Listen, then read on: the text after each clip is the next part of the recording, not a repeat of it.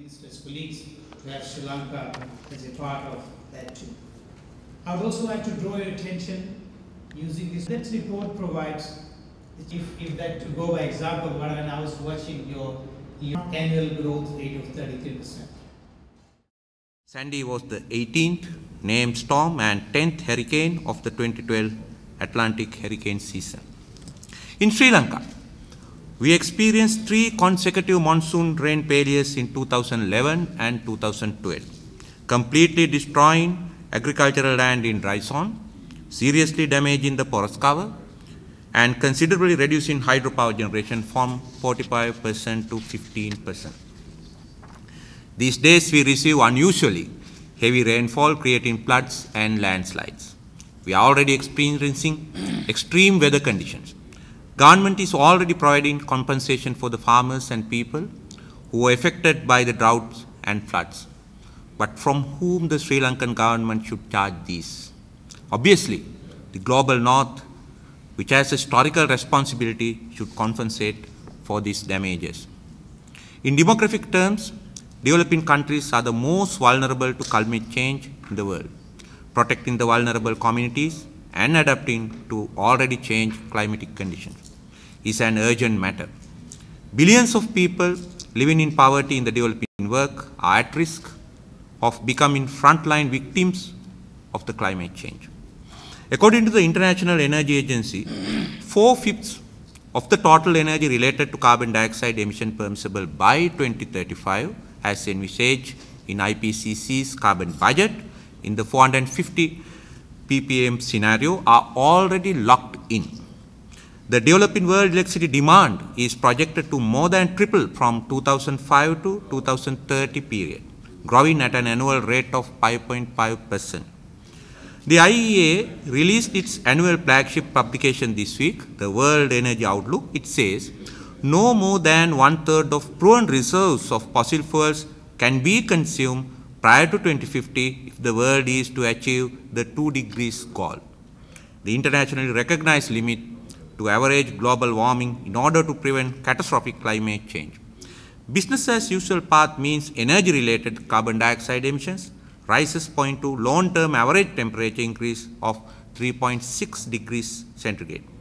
This should not happen. No more fossil fuels. I want to stress this, the fossil fuel era is now over.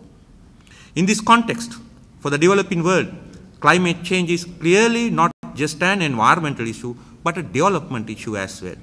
The traditional economic development models are not adequate to address this modern development challenge. The future is renewable energy and energy efficiency. We have to have a paradigm shift to accommodate the sustainable energy technologies. Sri Lanka is a low middle income country and its per capita energy consumption is only 0.478 TOEs, whereas the average of the low middle income countries is 1.02 TOEs.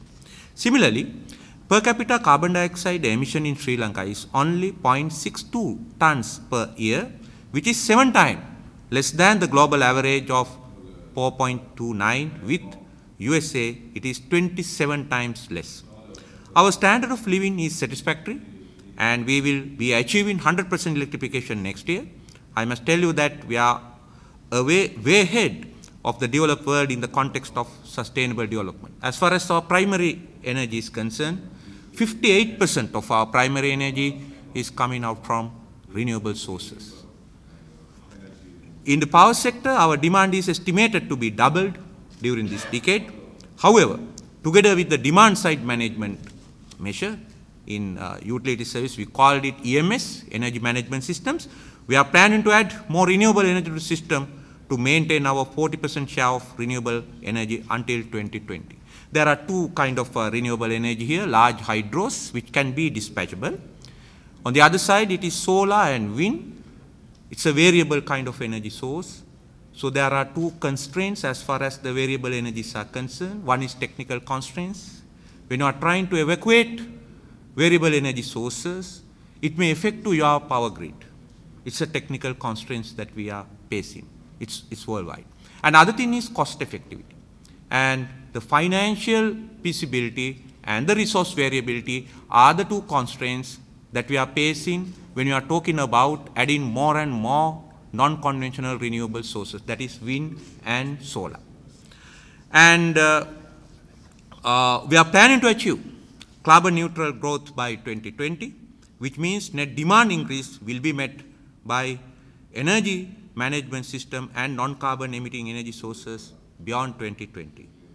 Although we are a low emitting country, we would like to take moral high ground and take these steps forward by introducing new renewable technologies and also new EMS technologies to curtail this demand growth.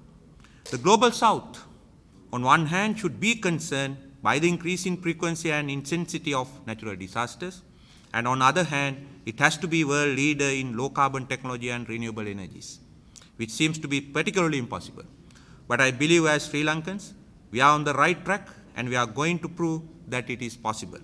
We are ready to demonstrate the real path for developing world, but the global north should extend its helping hand as they have historical responsibility to support the south. As politicians, we need to revisit the existing development policies and concentrate on promoting renewable energy and energy efficiency technologies. The efforts of Climate Parliament in this regard are very important, and it will create a forum to share our experiences. We should not limit this to discussions, but need to establish a global alliance to bridge the gap between North and South for the benefit of the mankind. I wish you every success. Thank you.